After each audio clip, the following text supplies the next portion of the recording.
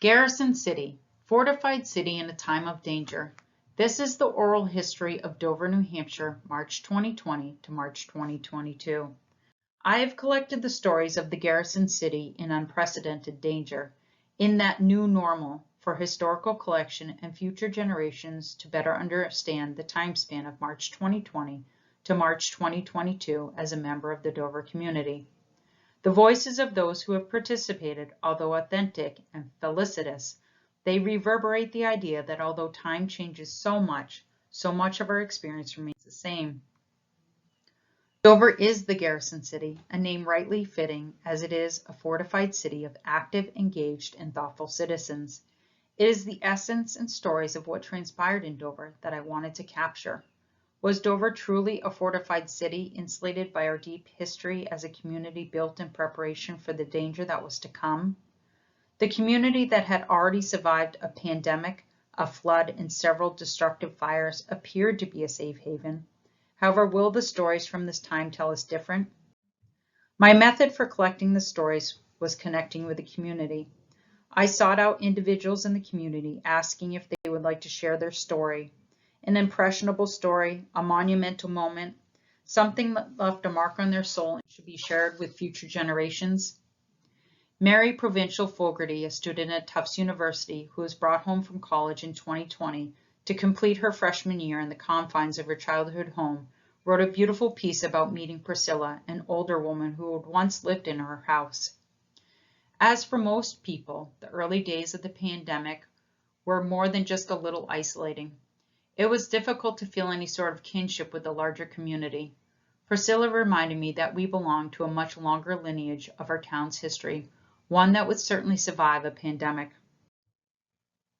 In the film produced by the city of Dover in the late 80s or 90s, the film ends with the quote, "Dover has a long history of meeting challenges, wilderness survival, Indian fighting, wars, political strife, challenging economics, and of course growth. And over the years, all of these challenges have been met by people who care, people who invested in Dover, people who believed in the future." Like Declan Sykes, who wrote an essay for his application to Northeastern, and I stole this quote from it. It was decided that every day at 6 p.m. we would all come together outside, social distancing 6 feet apart, to get out of the house and see people face to face.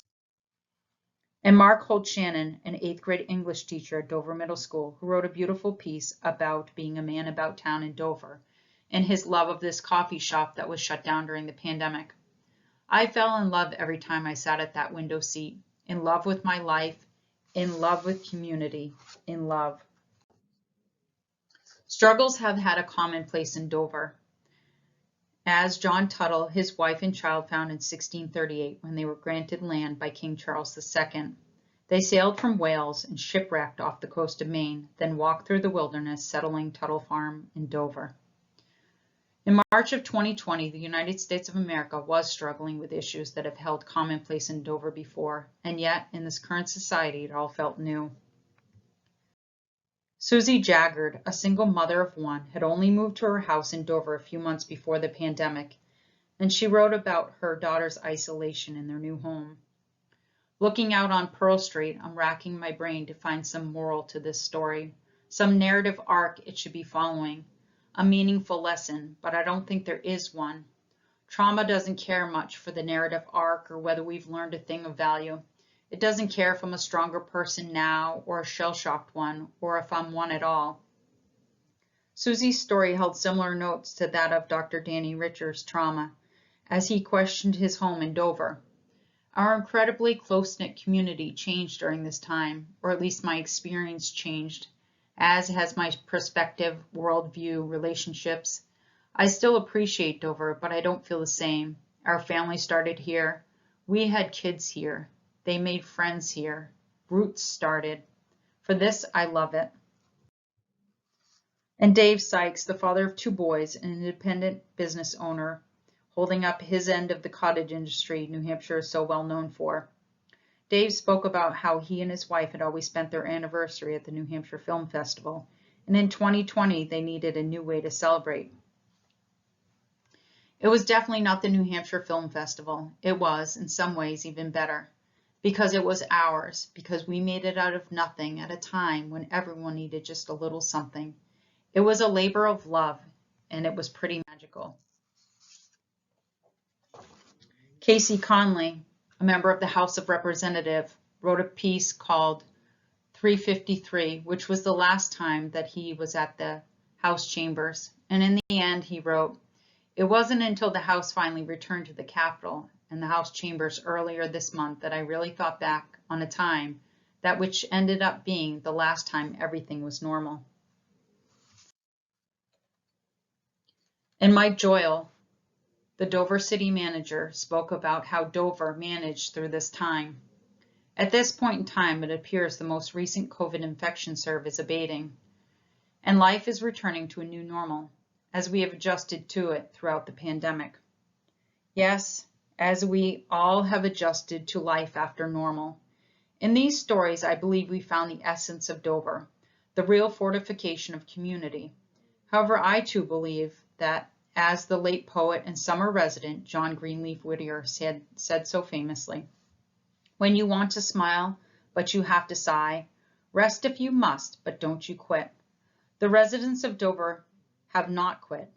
They still diligently work on ways to support each other and support the community, with soup kitchens and supply drives, with baseball gear swaps, and as my family recently benefited when we were in our third, maybe fourth COVID isolation, they stop at your porch, leaving a fresh baguette and offer to run to the basket if you need it. I used to think that Hillary Clinton was right. It takes a village. However, the people in Dover know it takes a Garrison.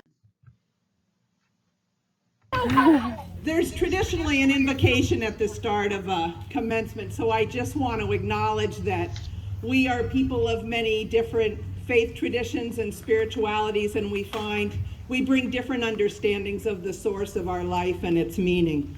But we are very much together in this life.